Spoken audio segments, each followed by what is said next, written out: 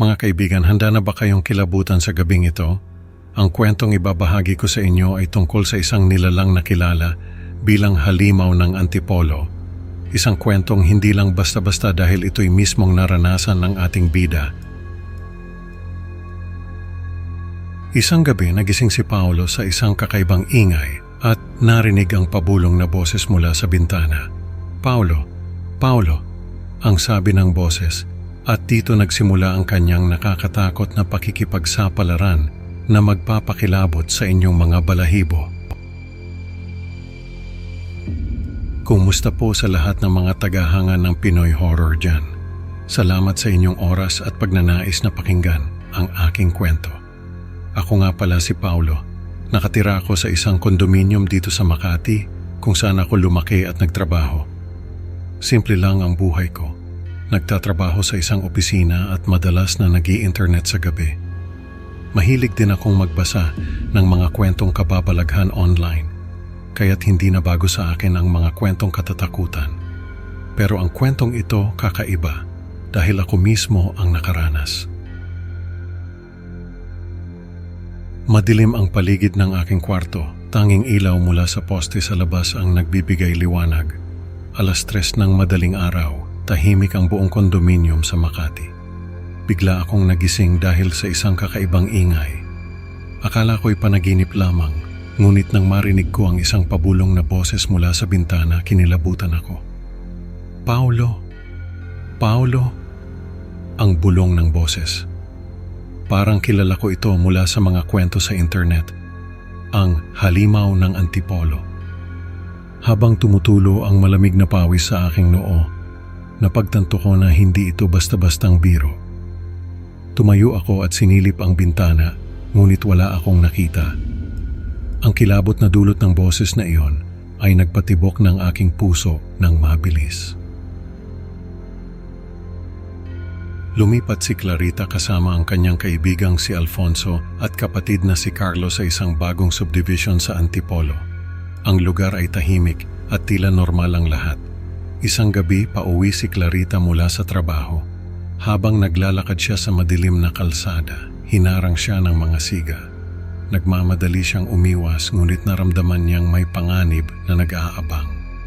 Lumingon siya at nakita ang mga anino nila sa likod. Ano, Clarita? May problema ka ba? Tanong ng isa sa mga siga habang hawak ang isang sirang bote. Pinahirapan nila si Clarita gamit ang asido at sirang bote na nagdulot ng malubhang pinsala sa kanyang mukha at katawan. Ang mga sigaw ni Clarita ay narinig sa buong kalsada, ngunit walang tumulong. Tumakbo ang mga siga matapos marinig ang mga sigaw ni Clarita, iniwan siyang duguan at halos hindi na makagalaw. Dahil sa pangyayaring iyon, nabaliw si Clarita at nagsimula ang kanyang paghihiganti sa mga taong nagdulot ng kanyang pagdurusa, kasama na sina Alfonso at Carlo.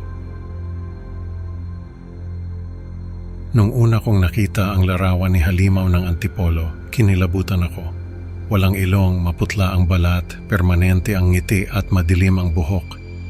Nakita ko ito sa isang message board sa internet at hindi ko makalimutan ang itsura niya.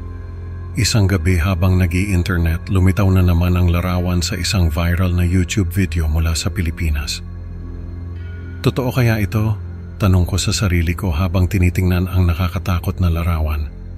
Ang mga mata ni Clarita, diretso ang titig mula sa screen. Nagtaka ako kung paano nagawa ng isang tao ang ganong hitsura. Ang larawan na yon naiugnay sa pangalang halimaw ng Antipolo matapos itong i-post ng isang user bilang kanyang self-portrait. Ang itsura ni Clarita ay naging simbolo ng kanyang paghihiganti. Naisip ko kung totoo nga ba ang lahat ng ito. Nang binasa ko ang orihinal na kwento ni halimaw ng Antipolo na isinulat ni Mang Julio, napansin kong iba ito sa mga sumunod na bersyon. Sa orihinal, hindi kasama ang pagpatay sa magulang at kapatid ni Clarita. Mas maganda ang orihinal na kwento, sabi ni Mang Julio sa isang panayam. Ito ang tunay na bisyon ng halimaw. Napaisip ako, bakit kaya nagbago ang kwento? Habang binabasa ang orihinal, Nagtaka ako kung sino ang nagpasimuno ng pagbabago at kung ano ang motibo. Ang mas sikat na bersyon ng creepypasta ay nakatanggap ng kritisismo dahil sa kalidad nito. Kalaunan, muling isinulat ito sa pamamagitan ng isang kompetisyon. Ang nanalong kwento ni Aling Nena ay naging pinakakilala. Ang bersyon ni Aling Nena ay nagbigay diin sa mas madilim at detalyadong pagdurusa ni Clarita. Habang binabasa ko ang iba't ibang bersyon, nadama ko ang bigat ng kwento ni Clarita at ang kanyang paghihiganti. Nung nabasa ko yung kwento ng creepypasta, may kasama itong sipi mula sa isang lokal na pahayagan tungkol sa mga hindi maipaliwanag na pagpatay at sa pagkikita ng isang nakaligtas kay halimaw ng Antipolo. May katotohanan kaya ito? Tanong ko sa aking sarili habang binabasa ang sipi mula sa pahayagan. Ayon sa backstory, lumipat si Clarita sa isang bagong kapitbahayan na kisalamuha sa mga siga at dumalo sa isang handaan. Sa handaan na iyon, siya ay sinaktan ng mga siga na nagresulta sa kanyang pagkapinsala at pagkahumaling sa kabaliwan. Ang mga detalye ng kanyang paghihiganti at mga pagpatay ay naging sentro ng investigasyon. Kailangan ko itong malaman, sabi ko sa aking sarili. Sinimulan kong magsaliksik tungkol sa mga hindi maipaliwanag na pagpatay sa Antipolo at ang posibleng koneksyon nito kay Clarita. Pinagtatalunan ang pinagmulan ng larawan ni halimaw ng Antipolo. May mga teorya na nagsasabing ito ay isang manipuladong larawan ng isang babaeng nagngangalang Liza. Sino kaya si Liza? Tanong ko sa aking sarili habang tinitingnan ang larawan. Ang iba naman ay naniniwalang ito ay isang sobrang na-expose na larawan ng isang hindi kilalang babae mula sa Pilipinas. Ang pinakakapani-paniwalang teorya ay nagmula ito sa isang website sa Pilipinas. Ang karakter ni halimaw ng Antipolo ay naimpluwensyahan ng iba't ibang figura sa pop culture, kabilang ang The Joker at Ichi the Killer. Sa kabila ng lahat ng ito, nananatiling popular si halimaw ng Antipolo dahil sa kanyang nakakakilabot at nakakagambalang naratibo.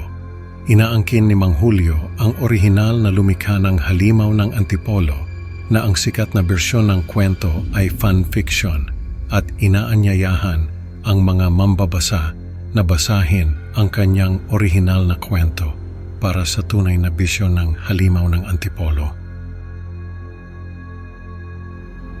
Mga kaibigan, natutunan natin na ang paghihiganti ay may kapalit na hindi natin inaasahan. Salamat sa pakikinig. Huwag kalimutang mag-like at mag-subscribe para sa mas marami pang nakakatakot na kwento. Hanggang sa susunod na upload, ingat ka sa dilim. Baka si Clarita ay nasa likod mo na.